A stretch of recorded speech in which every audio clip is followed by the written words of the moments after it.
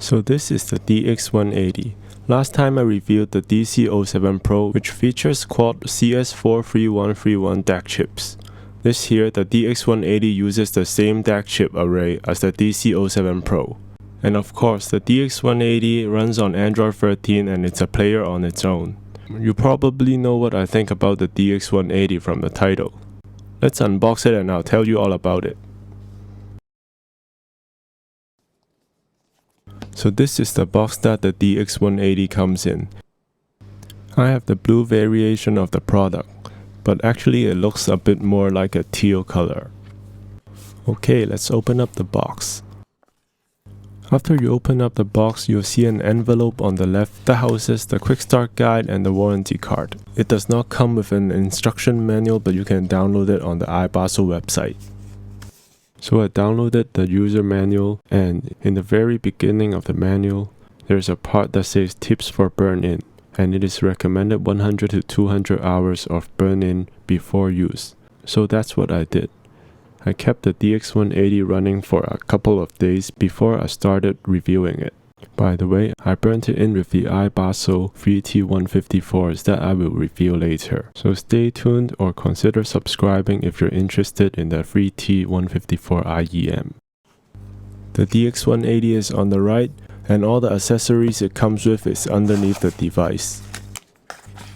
Inside you'll find a clear plastic case for the DX180, a USB A to C cable, and 4 screen protectors. Okay, so let's check out the DX180 itself. The DX180 has an aluminum bezel around it. On the back plate is made out of glass and aluminum. There are 2 screws on the back that allows you to open it up and replace the battery yourself.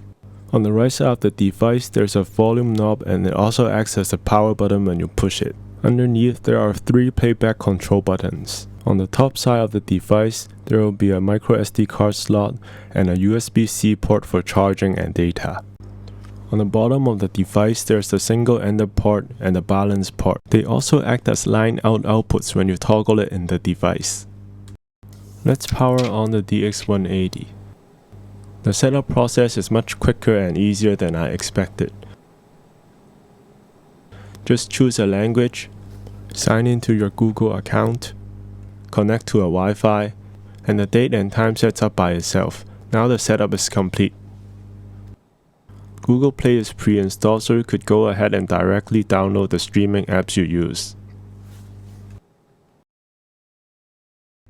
I'm not going to get too deep into the technical details of the DX180. In this review, I'm going to focus more on the sound and my experience using it. The first thing I downloaded was Apple Music and adjusted the settings so it streams lossless music. If you plan to use Apple Music with this device, I'm happy to report that I had no problems using Apple Music. Whether it's browsing music, creating playlists, or downloading songs to play offline, it worked flawlessly. The Snapdragon 665 CPU handled everything with ease. It never felt laggy to navigate. Mango Player is iBasso's default app to play local files on your device. I'd have to admit that I've switched over to streaming for quite a bit now, so I don't play my local files at all when I'm listening to music. I've transferred some old files to a microSD card and tried using the Mango Player. Other than the fact that the menu was not that intuitive, there weren't any issues I came across. To browse your files, you basically have to swipe left twice.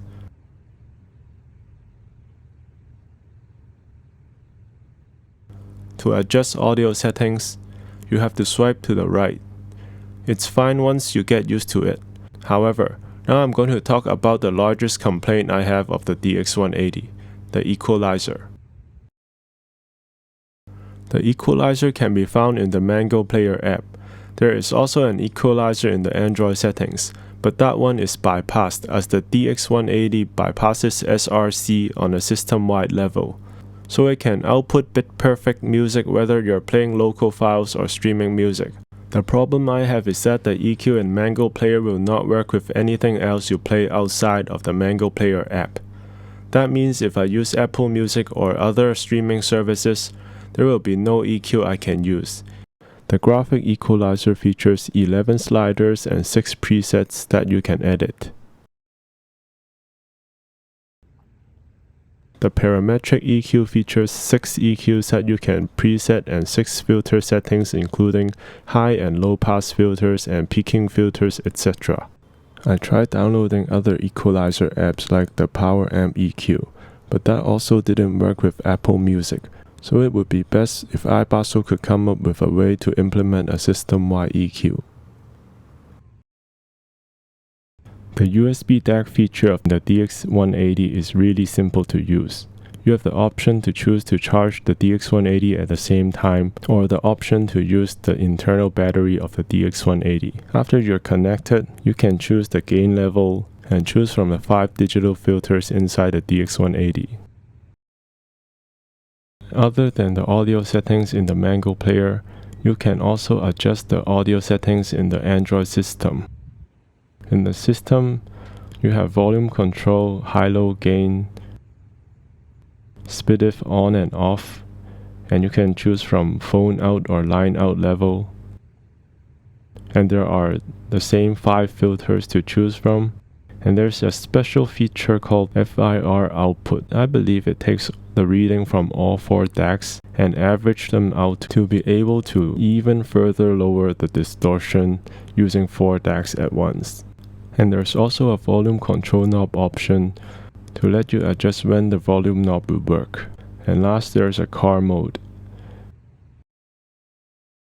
According to iBasso's website, the battery will last 13 to 15.5 hours depending if you're using high or low gain or the file formats you're playing. In my actual tests, playing Apple Music high-res downloaded files on low gain, the battery drained about 25% in 3 hours of continuous play.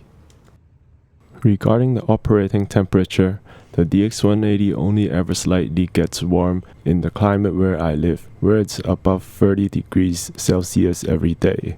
I put it in my pocket and it only gets slightly warm. So I don't think that overheating will be an issue with the DX180.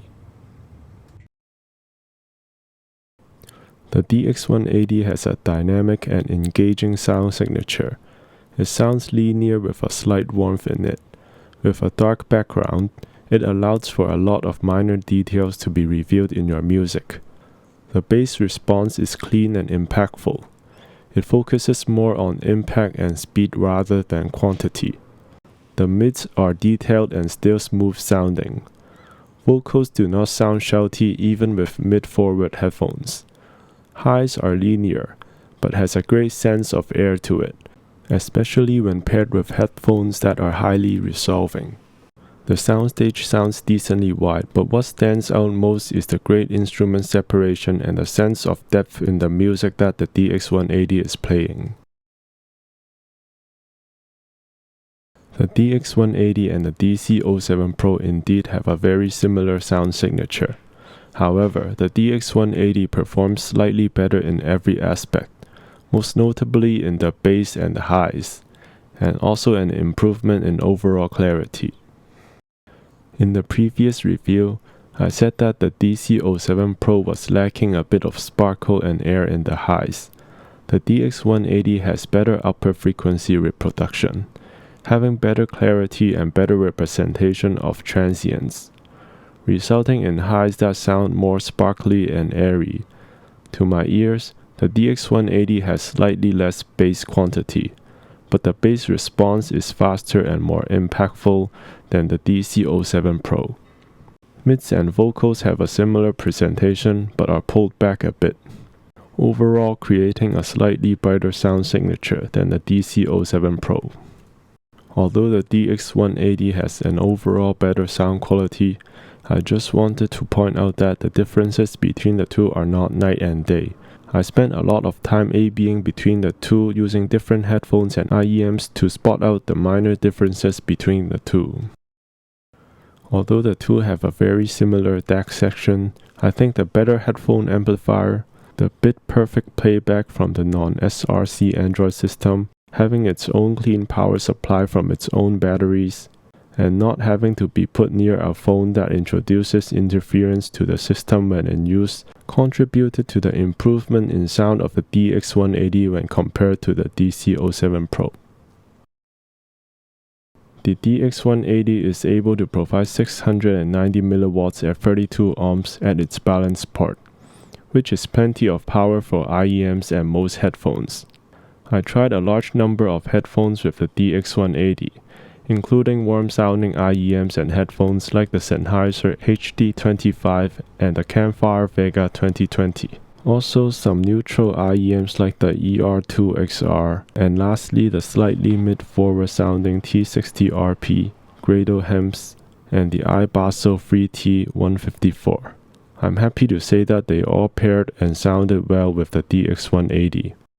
Pairing it with warmer headphones, the DX180 was able to provide an engaging and impactful sound for modern pop and rock music. Even when using mid-forward sounding headphones like the Grados, it did not sound shouty at all and was able to provide a lot of detail in the upper mids and treble. Here are the pros and cons I summed up from using the DX180 for several weeks. The first pro is the user replaceable battery.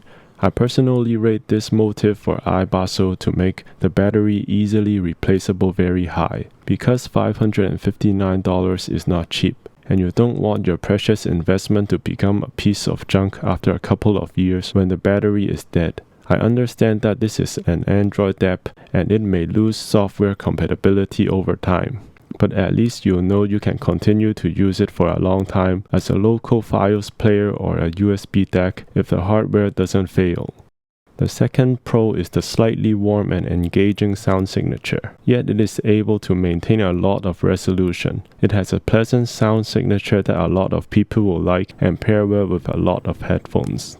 The third pro, good user experience. During my time of use it always felt snappy and quick. I only had to restart the system once due to a playback problem on Apple Music, which instantly fixed the problem. Fourth, it has plenty of power and great volume control. The DX180 had enough power to power anything I had with ease, including the T60RPs, but at the same time, I was still able to control the volume of super sensitive IEMs without feeling that there weren't enough levels for adjustment even when the DX180 was in high gain. Although I highly rate the DX180, but every product has its cons. The first con of the DX180. The volume control and the physical buttons can be accidentally engaged when on the go. There's no shroud around the volume button and the physical buttons aren't recessed. I sometimes will accidentally press on those physical buttons when taking the player in and out of a pocket. There's an option in the DX180 to disable the buttons when the screen is off, but I personally will prefer that the buttons to be recessed instead of disabling the buttons. The second con. The lack of a system-wide EQ. As mentioned previously, the EQ will only work with Mango Player. It would be great to find a way to implement a system-wide EQ. The third con. The Mango Player can use a bit of a UI refinement. The player works as intended, but it is sometimes not quite intuitive to use. In conclusion, the iBasso DX180 is a very solid and compelling DAP in its price range. It sounds great and it's a versatile device. I would recommend it for anyone looking for a mid-range DAP. The best part of using an Android player is that it is the open-based UI, and everyone can use their player with whatever apps they want. In this review, I've covered parts that I use most with the DX180. However, there are endless ways or apps to use with the system. If you have any questions about the DX180, feel free to leave your question in the comments below and I will try my best to answer them. If you enjoyed this review or found it useful, please subscribe to the channel and we will have more audio reviews coming up soon. Thank you for watching.